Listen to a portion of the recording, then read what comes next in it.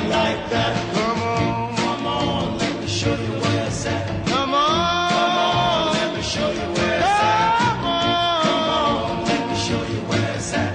The name of the place, I like it like that. They got a little place. Bienvenidos aquí a Radio Uruguay 1050M, aquí a la máquina de pensar. Como siempre en controles de emisión tenemos a Jorge Pozzi y lo tenemos ahí al flaco Germán tratando de hacer la producción. Amigos, estamos hablando de Stanley Kubrick, estamos escuchando Hello Vietnam de la película Full Metal Jacket, una de las últimas, la penúltima película de Stanley Kubrick, alguien que fue siempre cambiando de género, pero que no incursionó en el western ni en el musical. En el musical quizás algunos dicen que la música fue determinante en sus películas, pero claramente el western no. Aunque algunos dicen que Odisea 2001 del espacio puede ser un gran western en el espacio exterior.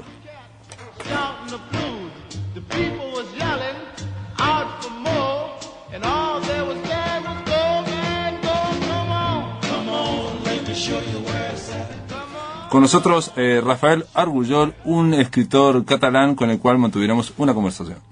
Bueno, le damos la bienvenida aquí a Montevideo, a Radio Uruguay 1050M, a la máquina de pensar, a un escritor catalán, Rafael Argullol. ¿Cómo andás, Rafael? Muy bien, buenas tardes desde Barcelona, en Cataluña, España. Les cuento, amigos, amigas, que Rafael Argullol es catedrático de Estética y Teoría de las Artes en la Facultad de Humanidades de la Universidad Pompeu Fabra. Ha escrito numerosos ensayos, obras divulgativas, novelas, poemas, que ganó el premio Nadal de novela en 1993, en fin, que tiene una extensa obra a sus espaldas. Pero la idea, Rafael, de llamarte, de hacer esta llamada a Barcelona, era para hablar no de libros en esta ocasión, sino de cine, hablar de cine y hablar en concreto de Stanley Kubrick, un director que, bueno, que también estaba vinculado a la literatura porque casi todas sus películas están basadas en libros. Sí, perfecto, porque además es uno de mis directores favoritos. Vos, concretamente, hablas en un momento de El Resplandor y planteás que no es una película solo de terror, sino de terror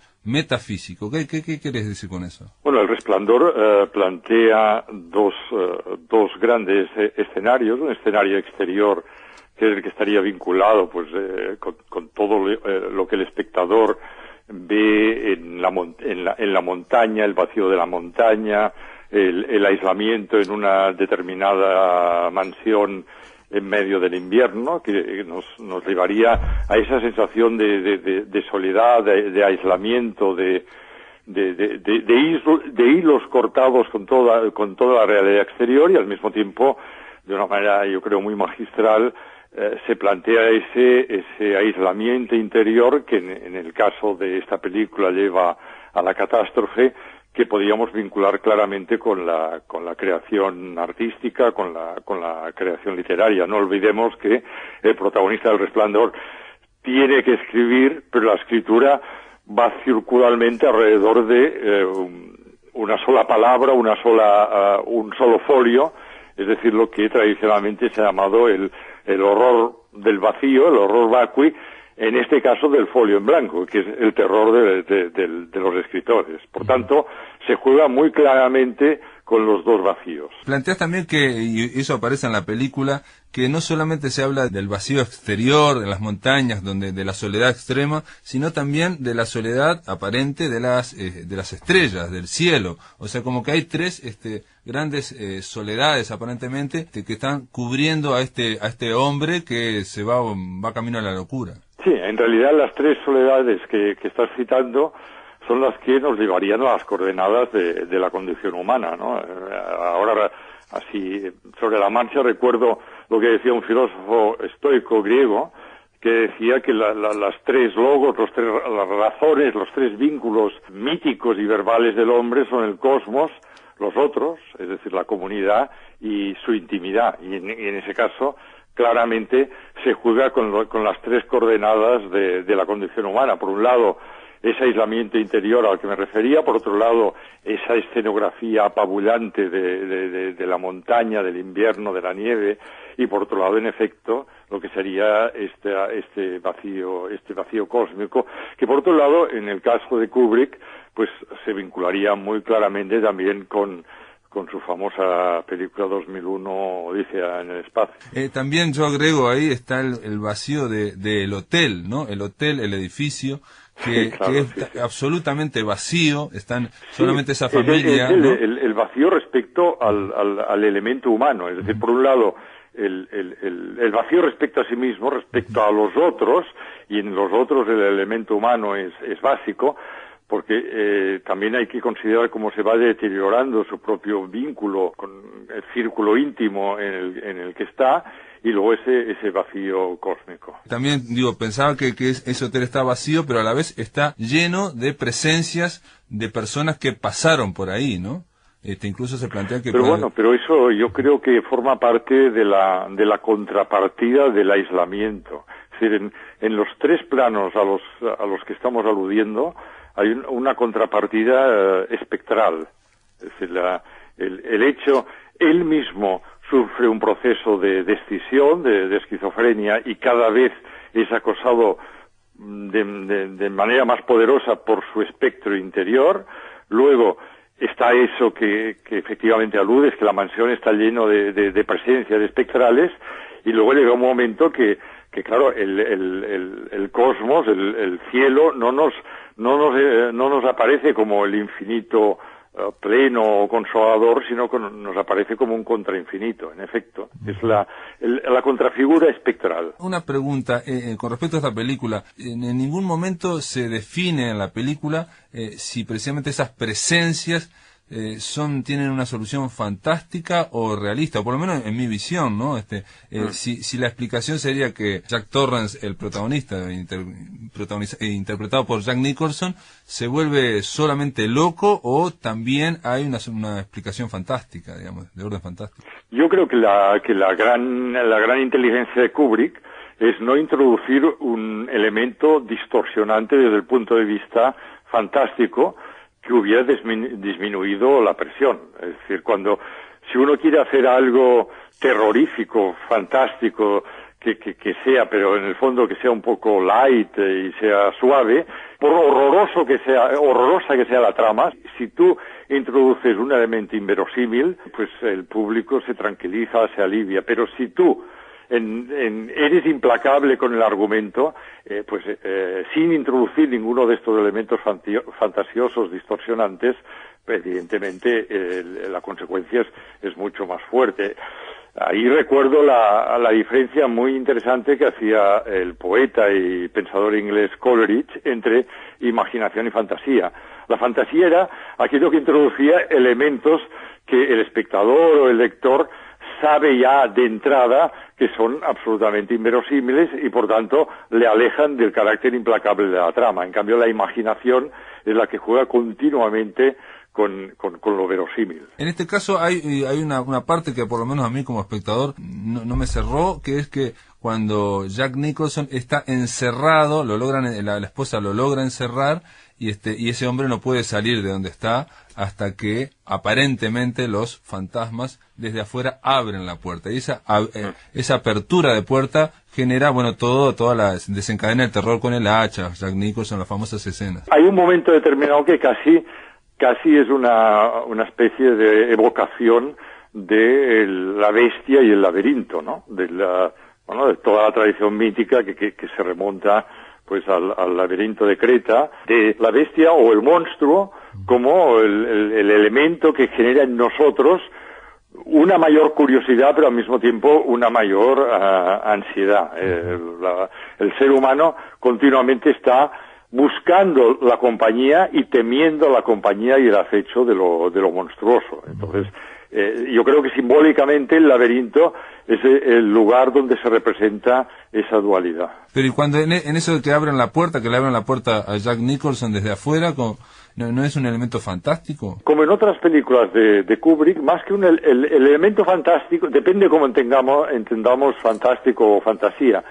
Si por fantasía se entiende algo completamente inverosímil, pues yo creo que no. Se parece un poco, es como si aludimos a algo todavía más radical, como es el ángel exterminador de Buñuel. Aquella barrera que separa a los invitados a la fiesta del resto, en principio es una barrera pues que si uno aplica la conciencia de vigilia, racionalista, etcétera, es inexistente. Pero si uno aplica el mundo de los sueños, el mundo de los recuerdos, el mundo de los pensamientos espontáneos, etcétera, etcétera, pues puede tener realidad.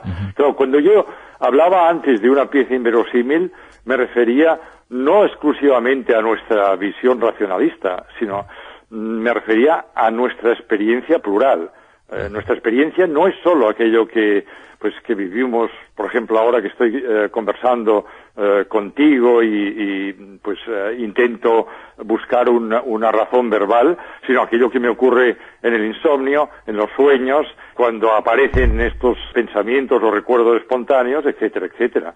Y ahí nuestras coordenadas son mucho más amplias y distintas. Y así es como entiendo. Yo creo que en ninguna película de Kubrick él recurre al elemento fantástico que sería pues la presencia de un marcianito, o la presencia de extraterrestres, o las películas de terror en las cuales evidentemente hay algo completamente distorsionado. Me parece entonces te refieres más bien a un aliento onírico que se ve en la última película de Kubrick. En la ¿no? última película lo onírico está continuamente presente. A pesar de que en la última película precisamente el tema era muy difícil desde el punto de vista del cine, porque estaba basado en un relato que cayó en mis manos cuando era muy joven y que me fascinó, que es un sueño de Arthur Schnitzler. Entonces, claro, todo el relato ya se llama Sueño y va alrededor de lo onírico. Y a pesar de lo que podamos creer, es muy difícil trasladar lo onírico literario a la pantalla, porque, claro, la imagen recorta siempre el poder evocador y plural que puede tener la palabra. Pero en Kubrick lo onírico siempre es muy importante. En esta última película, Eyes Wide Out, si bien podía pasar como una película realista, hay un impulso onírico desde el principio hasta el fin, y yo creo que incluso puede pensarse que en esa película solo hay dos protagonistas, el esposo y la esposa. Todo el resto parece un gran sueño, un gran telón. Es que es así. Si uno acude al texto original, esa impresión es mucho más radical. En realidad, no solo eso, sino casi podríamos decir sin salir de casa. Claro, por todo este viaje por la noche de la ciudad, esta orgía, esta fiesta fantasmagórica, etcétera, todo lo que ocurre como una escenografía exterior podría ser, en efecto, diríamos, una escena de pareja en una casa, sin salir de casa, y allá están planteados todos los traumas, todas las coacciones, todos los amores, todos los chantajes, que de repente a través de lo onírico adquieren una representación exterior y buscan paisajes y buscan escenarios. De alguna forma escucho y un poco lo vinculo también a el propio Resplandor. En la película Resplandor hace poco la vi y me sorprendió que es posible leer El Resplandor como una relación entre Jack Nicholson, el protagonista que quiere escribir, quiere ser artista, quiere estar tranquilo, buscar la tranquilidad para buscar la introspección y sus demonios interiores, y la familia, la esposa y el nene que constantemente lo están importunando con demandas.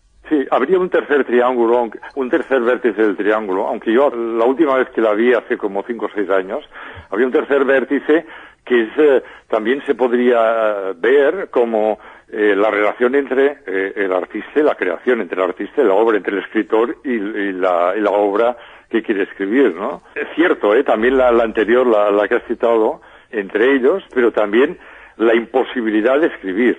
De hecho, pues en la historia de la literatura, que cuando a veces se ha exteriorizado este territorio en el cual el creador tiene una dificultad enorme para la creación, pues hay paisajes parecidos al terror. Recuerdo pues el propio Rainer Maria Rilke en los Cuadernos de Malte, que reflejan esa esterilidad, ese terror a la impotencia creativa.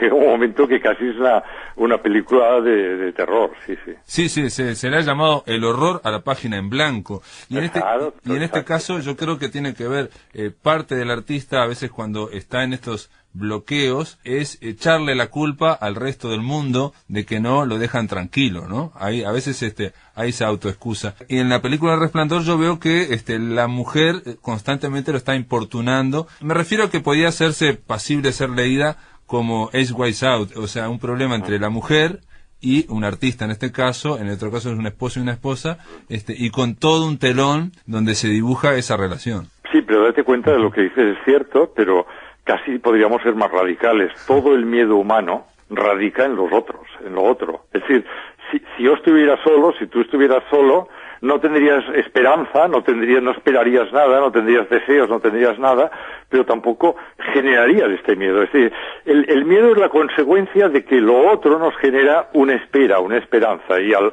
generarnos esto nos genera también el negativo y el miedo. Y el terror, que sería un poco el grado extremo de miedo, está motivado siempre en el fondo por una sensación de inseguridad ante lo otro, ante los otros, ante la mujer, ante la familia, ante el amigo, ante la sociedad. Claro, esa inseguridad revierte en miedo y en el grado extremo en terror. Puede ser que eso ni siquiera necesite salir de casa o de la cama para sentir eso, que es lo que, en cierto modo, Kubrick, que era un maestro de la psicología en el sentido grande del término, conseguía hacer también, ¿no? Y Kubrick, alguien que tampoco salía mucho de su casa y no salía mucho de Londres, y que estaba, que tenía fama de excéntrico, de alguna forma, se le tachó en algún momento de que sus películas son demasiado cerebrales, demasiado distantes. ¿Vos qué pensás? Era un perfeccionista.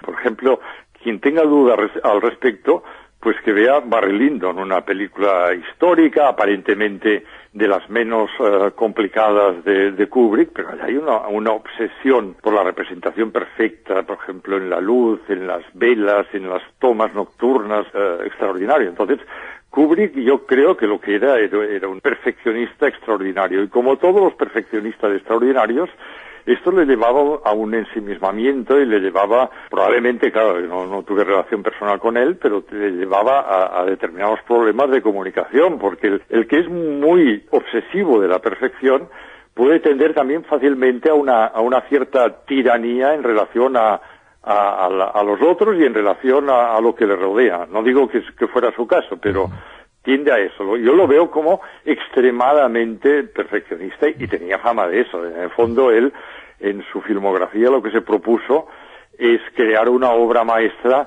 de cada uno de los géneros tradicionales del cine, ¿no? Hay un caso similar, quizás lo pensé porque vos decís en un momento que Kubrick no se encalló en ninguno de los géneros, que los recorrió todos. Billy Wilder también hizo eso, pasó por distintos géneros, pero ninguno de los dos se metió con el western. No, claro, evidentemente, porque para eso él necesitaba, en el caso de Kubrick, una vinculación con la matriz del cine americano que yo creo que nunca llegó a tener. El western de Kubrick es 2001 Odisea en el espacio, es decir, la epopeya, porque el western es la tradición épica, la tradición de la epopeya de los norteamericanos, no solamente presente en el cine, sino en el siglo XIX, a través de la narrativa, a través de la poesía, que es, como siempre, la epopeya, el descubrimiento, conquista, exploración y tragedia del avance hacia un espacio o vacío o un espacio dominado por otras culturas, otras civilizaciones.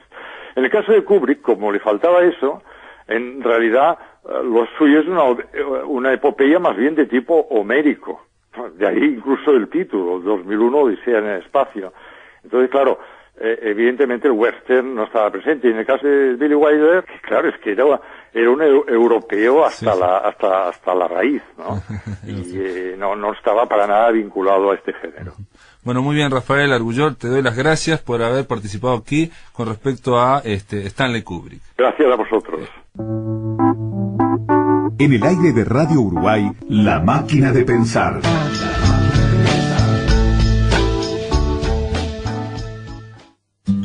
Informamos que se ha extendido el plazo hasta el 22 de septiembre de 2010 para que las empresas pluripersonales designen un mandatario especialmente para la elección de los representantes sociales en el directorio del BPS. Pueden hacerlo a través de www.bps.gov.uy durante las 24 horas del día.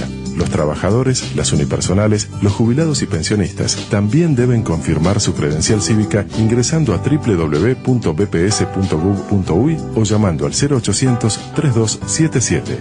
La Corte Electoral reglamentará las multas correspondientes a quienes no cumplan. Una mejor protección social para todos es nuestro derecho y también nuestra responsabilidad. BPS cuenta contigo. Vos contás con BPS. Tenemos que pensar qué hacemos con los grandes en las vacaciones de primavera. Sí, vamos a llevarlos a pasear, que vean el sol un poco, che. Vamos a llevarlos a un lugar que tengan mucho para hacer todo el tiempo. Ahí va, así descansamos nosotros también. En primavera, lleva a tus padres de vacaciones. Los puedes llevar a Piriápolis, Carmelo, Villa Serrana y muchos lugares más. Se van a divertir a lo grande. Uruguay Natural.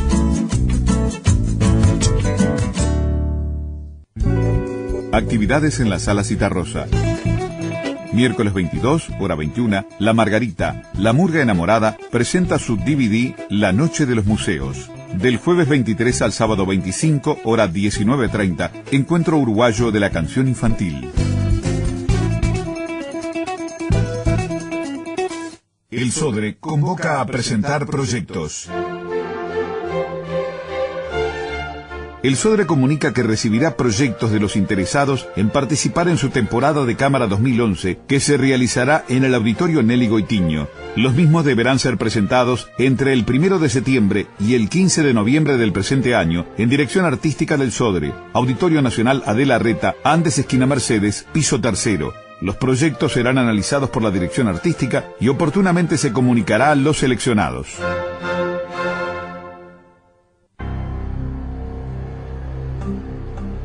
Somos Radio Uruguay, 1050 AM, Montevideo, Uruguay, con su repetidora 103.9 FM en el departamento de Colonia.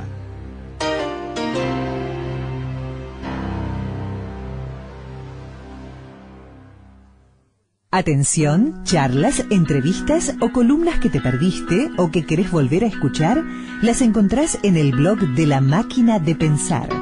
Ingresá a piensamáquina.blogspot.com y bienvenido al corazón de las palabras.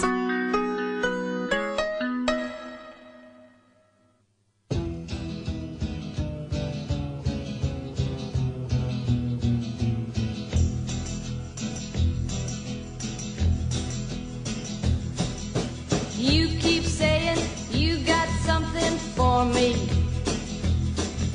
Something you call love, but confess you've been a messin' where you shouldn't have been a messin', and now someone else is getting all your best. These boots are made for walking, and that's just what they'll do. One of these days these boots are gonna walk all over you.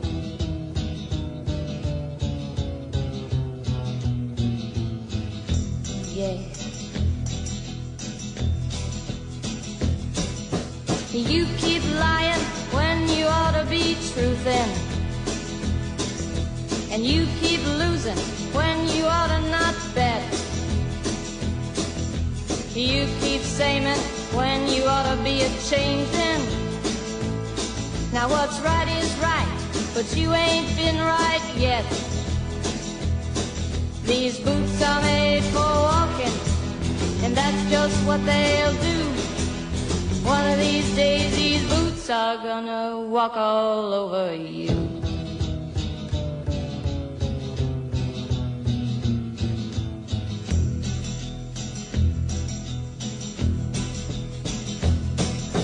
You keep playing where you shouldn't be playing, and you keep thinking that you'll never get burned. Ha! I just found me a brand new box of matches, yeah. And what he knows you ain't had time to learn. These boots are made for walking, and that's just what they'll do. One of these days these boots are gonna walk all over you.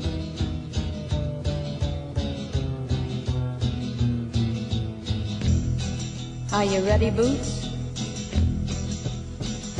Start walking.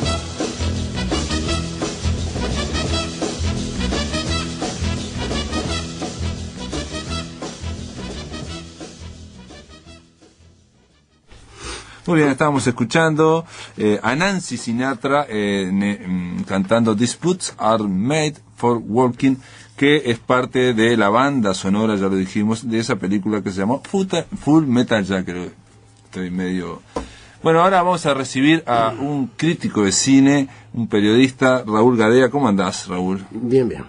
Raúl Gadea, me dijeron, tenés que hablar con Raúl Gadea para hablar de Stanley Kubrick, porque te gusta, sos fanático, has estudiado la obra. No, para nada. Era una persona que debía ser demasiado amigo mío. Me gusta mucho, es una gran figura en la historia del cine, naturalmente. Y que se formó por sí mismo en un país como Estados Unidos, que en general no deja la formación de personalidades que se expresen en el cine, porque el cine es un gran negocio y es entendido como un entretenimiento, y la inmensa mayoría de los nuevos directores se forman en Hollywood.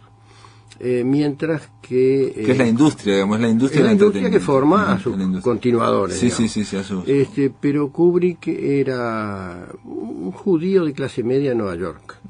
Y se interesó primero por la fotografía. Se hizo famoso como fotógrafo porque logró una fotografía el día que murió Roosevelt. Un diario estaba anunciando, mostraba el diario que decía murió Roosevelt, y lloraba al mismo tiempo. Esa foto hizo que la revista Look se la comprara, y después lo tomara como fotógrafo cuando él era todavía poco más que un adolescente, 18 años, por ahí. Pero le sirvió para sobrevivir, y ganaba plata también jugando al ajedrez en los campeonatos que había. Sí, plantean que parte de su personalidad tan pulcra, meticulosa, midiendo todos los pasos y logrando el control de las películas, como Steven Spielberg dijo que nadie en Estados Unidos ha logrado el control, ni siquiera Spielberg, que tenía Stanley Kubrick sobre sus películas. Bueno, algunos dicen que es parte de que le forjó el carácter. Hay un error en eso. Más control que el propio Kubrick tenía Chaplin. Chaplin se la financiaba, tenía su propio estudio, elegía lo que quería, pasaba todo el tiempo que quisiera filmando una escena. Por ejemplo, la primera escena de Luces de la Ciudad pasó 3 meses para filmarla. Chaplin tenía total control, pero era en un Hollywood que recién empezaba. Después que se armó, ahí sí que ya era muy difícil. Cuando se armó La Máquina de los Sueños, cuando se armó la gran industria, terminó era muy difícil. Exiliado Chaplin. Sí, Chaplin terminó exiliado, pero siempre tuvo control de todo lo que hizo, porque tenía una fortuna que le permitía hacerlo, ¿no? Sí. Pero en el caso de Kubrick, ya con la industria plenamente hecha, él se fue formando solo, un poco como un cinéfilo uruguayo que va a Cinemateca o que va a los cineclubes. Él iba al cineclub que tenía el Museo de Arte Moderno en Nueva York. El MoMA. El MoMA. Y ahí veía lo que ve acá un aficionado. Y después nació su voluntad de hacer cine. Hizo 2 o 3 películas con sus propios recursos, hasta que llamó la atención de un productor de televisión, que le financió su primera película, que era una policial negra. El Atraco Perfecto era, que atracan un hipódromo. Y eso a su vez llamó la atención en Hollywood, y también de Kirk Douglas, que empezaba a producir sus propias películas. Lo llamó para producir Espartaco. Ahí él no tuvo control total. Parece que ya primero estaba con Anthony Mann, se peleó Kirk Douglas y vino en segundo. Ahí él no tuvo el control total. A partir de ahí sí. Pero que es linda película también Espartaco, ¿no? Es muy buena película, y yo recuerdo pero lo recuerdo por haberlo leído en el diario, que el presidente Kennedy con un miembro de su equipo fueron a verla cuando se estrenó. Entonces los periodistas fueron a preguntarle, y le dijo que le había gustado mucho, que era una historia de la libertad, de cómo se impone la libertad y demás. Tengo la impresión que quiso apoyar a este muchacho, porque era un tipo que estaba pendiente de todo en Estados Unidos, de toda la vida intelectual y cultural y demás. Kennedy.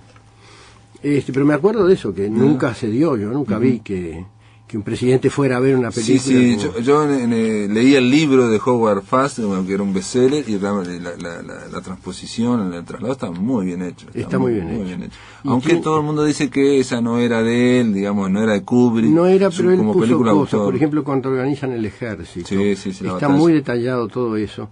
Y él quería hacer una película sobre Napoleón especialmente por eso. Porque Napoleón era un gran estratega, todos sabemos que ganaba todas las batallas, pero no sabemos cómo las ganaba. Él quería contar eso. Tenía un enorme ejército, muy ágil, muy rápidamente movilizable para todos lados, y la base de la estrategia de él era que en cada escaramuza que se hiciera, los de él tenían que tener más fuerzas que los adversarios.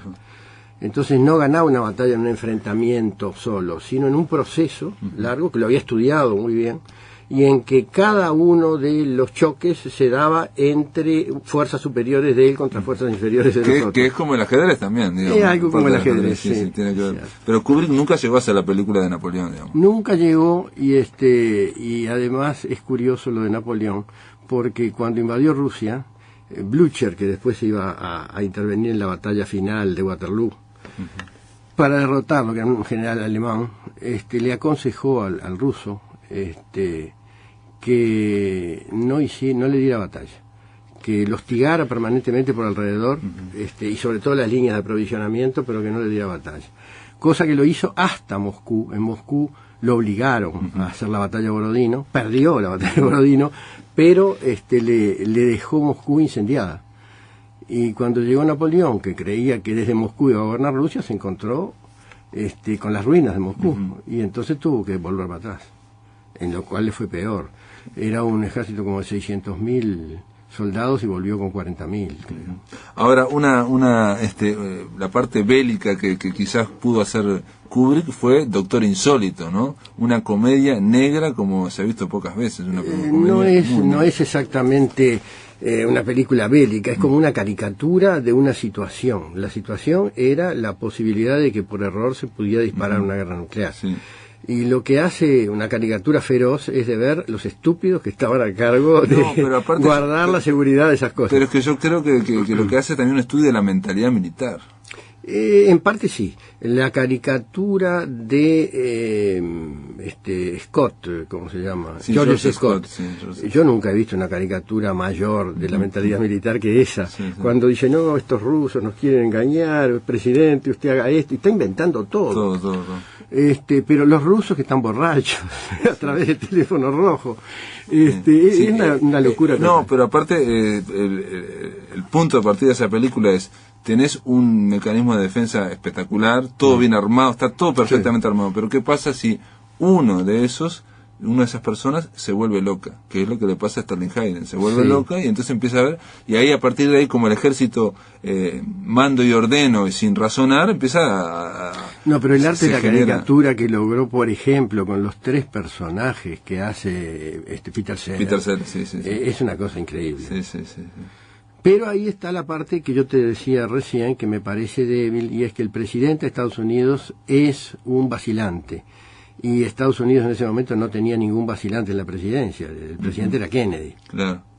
Bueno, pero eso también puede ser, digo yo, porque como que el último bastión para parar la locura es tener un presidente fuerte. Entonces, sí, pero no lo decía. Tenía que haber salido más claro. Porque si no, la crítica sería terrible hacia el sistema. O sea, estamos gobernados por un sistema que no tiene ninguna freno, ¿no? Sí. Que es la locura total, digamos. Es cierto. Como ahora, planteo de película que es terrible. Después hubo un presidente como Bush hijo, que es el equivalente de las cosas de las que él habla ahí, y la guerra no vino, es decir, vino, pero una guerra localizada, no hubo una.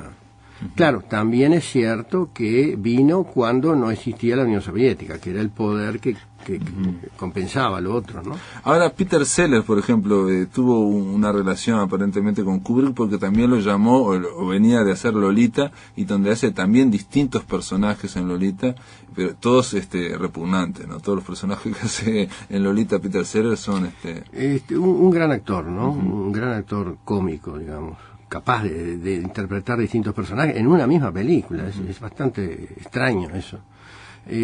Sin embargo, en una biografía que vi por televisión, parece que era un tipo insoportable en el trato personal. Sí. Pero eso no es tan raro. Muchos humoristas que uno supone que sean tipos felices no son tipos felices. Aparentemente, bueno, por ejemplo, Mark Twain.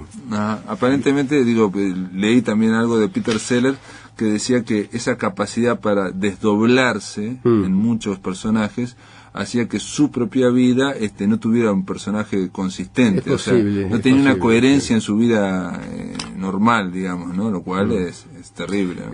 Creo que te recordarás el personaje del sabio nazi que está asesorándolos y que cuando se entusiasma y empieza a gritar su propia mano hace el saludo artificial, nazi. Y además lo ahorca a él mismo, lo agarra él.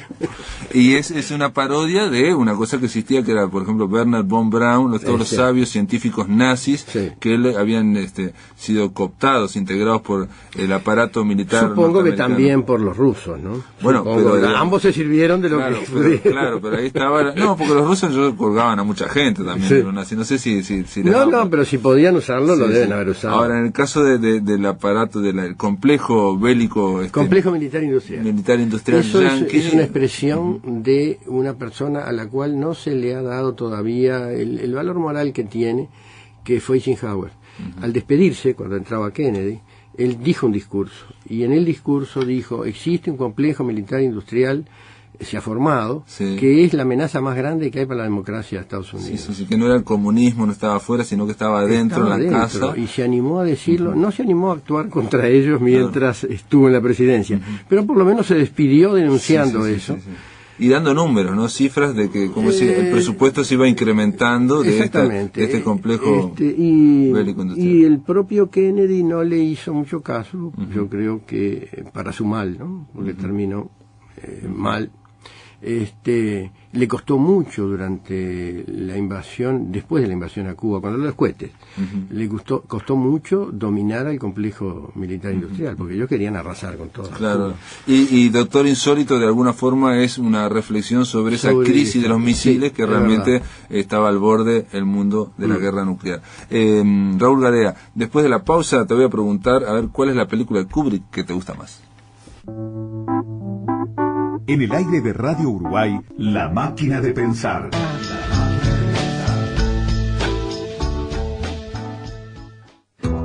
La Dirección General de Desarrollo Rural del Ministerio de Ganadería, Agricultura y Pesca impulsa el Plan de Apoyo a la Cría Vacuna. Subsidios para que pequeños y medianos productores ganaderos criadores puedan mejorar su productividad y adaptarse a los cambios climáticos.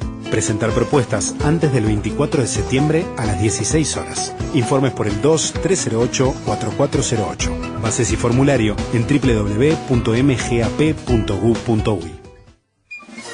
Divercine 2010 en el Auditorio Nelly Goitiño. Del 20 al 25 del corriente tendrá lugar en el Auditorio Nelly Goitiño el 19º Festival Divercine. Los organizadores han recibido propuestas de corto, medio y largometrajes en todos los géneros de la producción, para niños y jóvenes, para cine y televisión. Se seleccionaron 92 obras de las 300 que llegaron de 25 países. De esas obras, 36 son latinoamericanas y de ellas 3 son uruguayas. Se entregarán varios premios otorgados por UNESCO, UNICEF y CIGNIS. El jurado es internacional, pero el jurado infantil Plan Denny estará integrado por niños de entre 6 y 12 años. Los horarios de exhibición serán 14:30 para niños a partir de 3 años, 15:30 a partir de 6 y a las 16:30 un largometraje con calificación documentada. Las entradas tendrán un costo de 70 pesos. Por mayor información dirigirse al sitio web www.divercine.com.uy.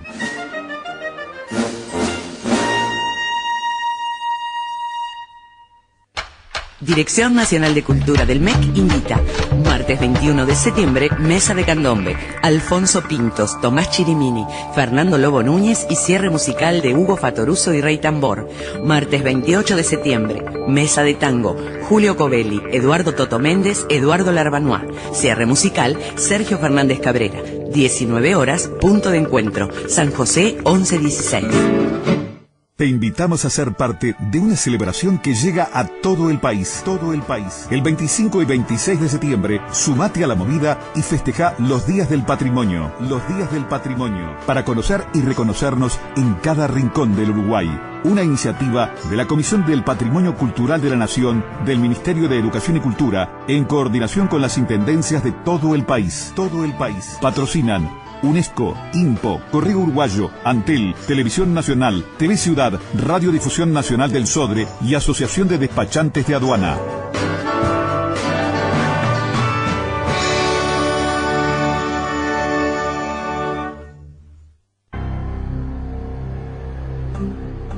Somos Radio Uruguay, 1050 AM, Montevideo, Uruguay, con su repetidora 103.9 FM en el departamento de Colonia.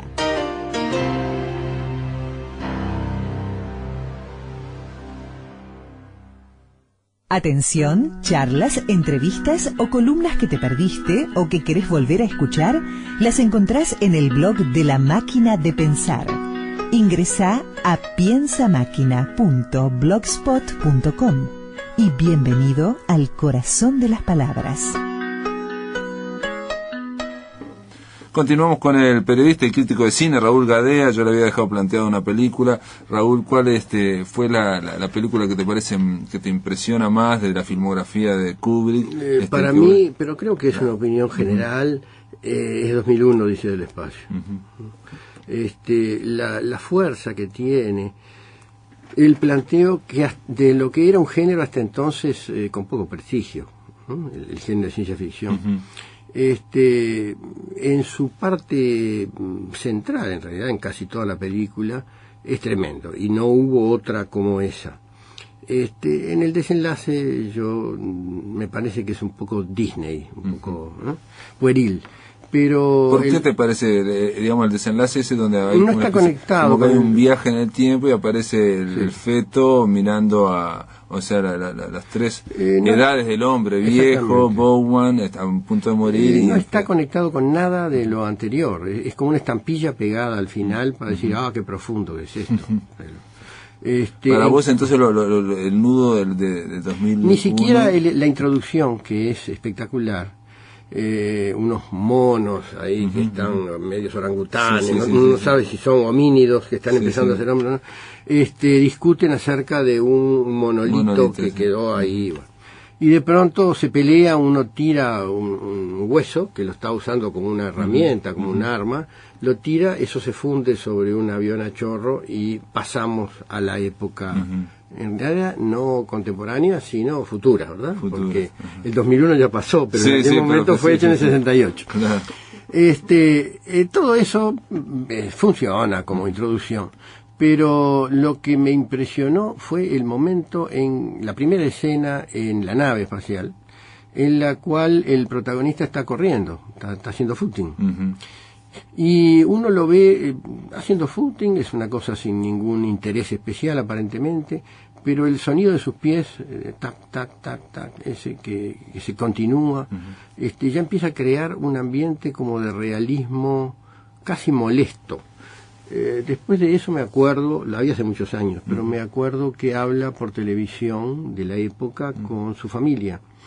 Su mujer habla con él, como cualquier esposa, pero la hijita, que tiene 2 o 3 años, está en la cama y hace unas cabriolas, y de nuevo a uno le llega esa especie de surplus de realismo que le hace pensar, en el futuro van a persistir las cosas que son importantes para nosotros hoy, como es un hijo pequeño. Todo eso va muy bien, y en la rutina que tiene que hacer, tiene que hablar con la computadora. Y empieza a hablar con la computadora, todo marcha bien, hasta que la computadora, con mucha cortesía, empieza a decirle que no, que tal o cual cosa no la va a hacer, y se plantea un dilema terrible, en el cual él depende totalmente de la computadora y de la tecnología, porque está aislado en el espacio. Sí, toda la nave es la computadora, ¿no? Ahí está. Y se da cuenta de que la computadora resolvió hacer las cosas por sí mismo. Esa sensación de que las fuerzas a las cuales nosotros aparentemente gobernamos, en realidad pueden rebelarse y empezar a gobernarnos a nosotros, es algo que yo creo que está en el subconsciente de todos. Claro. Él lo saca para la parte consciente de su historia, de su anécdota. Sí, sí, sí. Y ejerce un efecto tremendo eso, ¿no?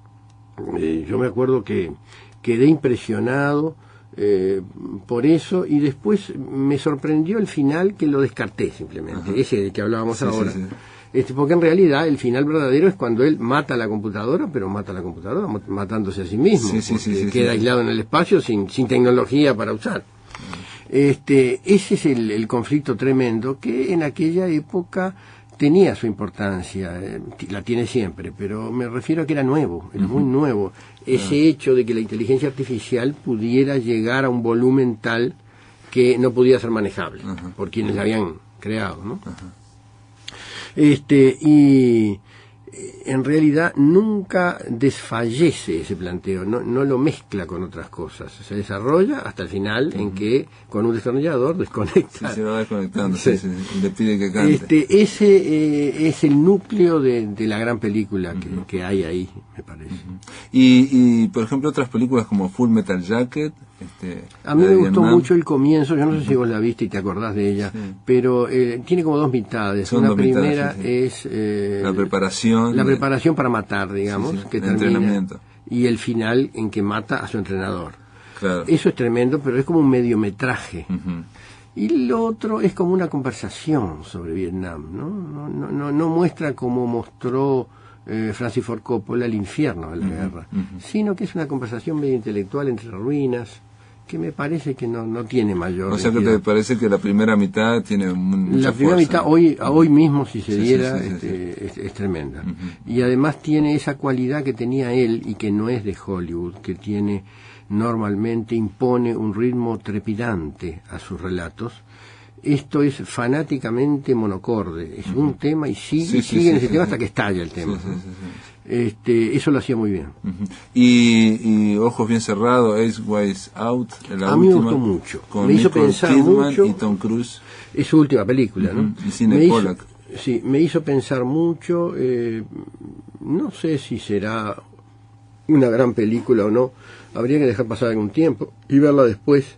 Le reprocharon en Estados Unidos que era la película de un tipo que vivía encerrado fuera de Nueva York, porque es una Nueva York media intemporal. Sí, es atemporal. En realidad parece medio onírica, digamos, ¿no? Medio onírica, pero hay que pensar que está basada en una historia que transcurre en Viena, que era una especie de Nueva York del siglo XIX, digamos.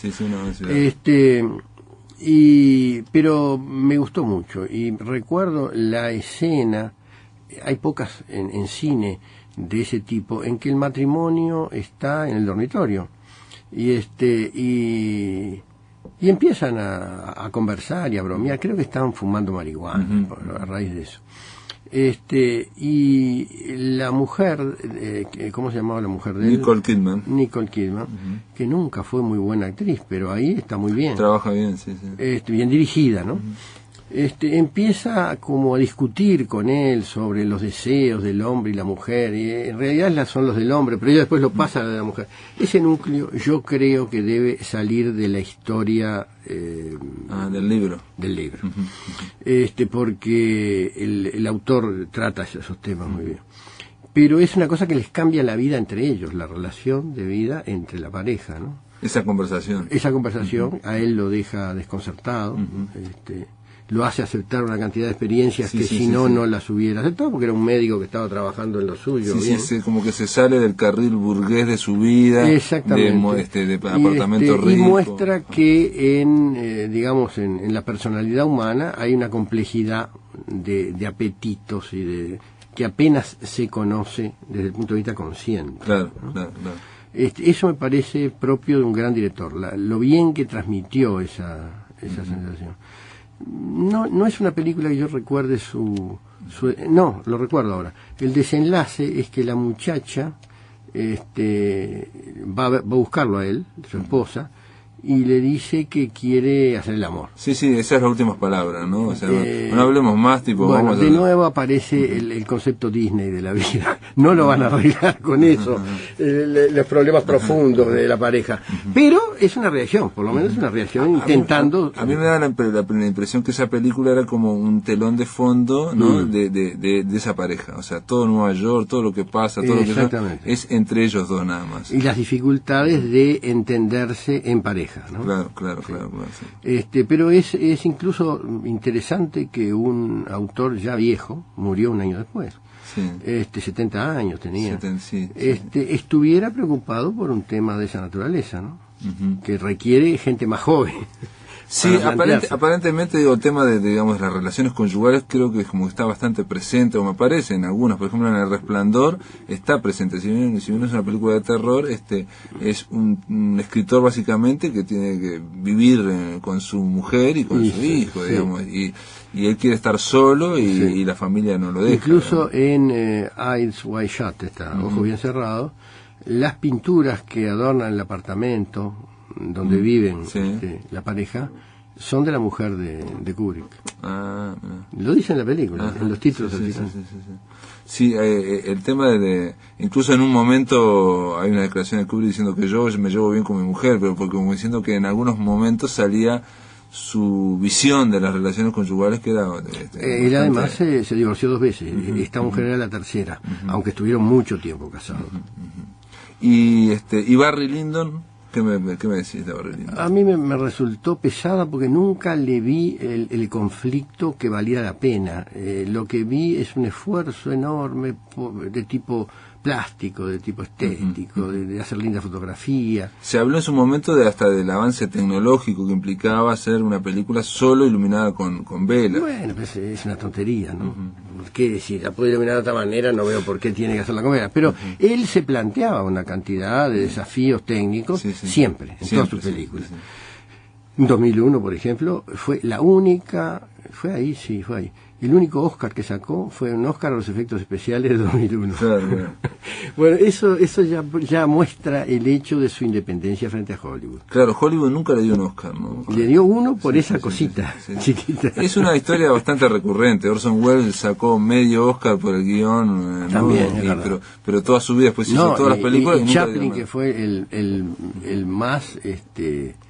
popular, el más celebrado por los intelectuales, por todo el mundo, nunca sacó un Oscar hasta que viejito le dieron un honorífico. Y Hitchcock creo que tampoco sacó un Oscar. Debe haber sacado, ¿no? ¿No? Creo que le dieron un honorífico también. Puede ser, era inglés, ¿no? Eso no les convencía mucho.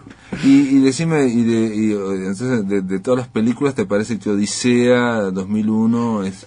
Yo creo que es la mejor porque aun cuando tenga defectos, yo le veo esos defectos, el final sobre todo, el centro de la película es de un impacto mucho más profundo que cualquier otra. Profundo en el sentido de qué pasa con la tecnología. Avanza y la sabremos dominar o no. Es uno de los problemas grandes de la época. Y qué constantes ves vos en esa obra, digamos, ya para terminar esta entrevista, de Kubrick, porque él aborda muchos géneros diferentes, ¿no? El cine negro, el cine de época romana, lo que veo es terror, que en todos lo trata bélico, de llegar a grandes temas, en todos ellos, de llegar a grandes temas de la vida, distintos, vistos desde distintos puntos de vista. Por ejemplo, Paths of Glory, ¿cómo se llamaba? Sí, Senderos de Gloria, Patrulla de Infernal o Senderos de Gloria con Clint Bueno, es el tema de la guerra. Con Espartaco es el tema de la libertad. Tiene muchos temas, pero su voluntad es jugarse en la película que hace para decir algo importante, siempre. Y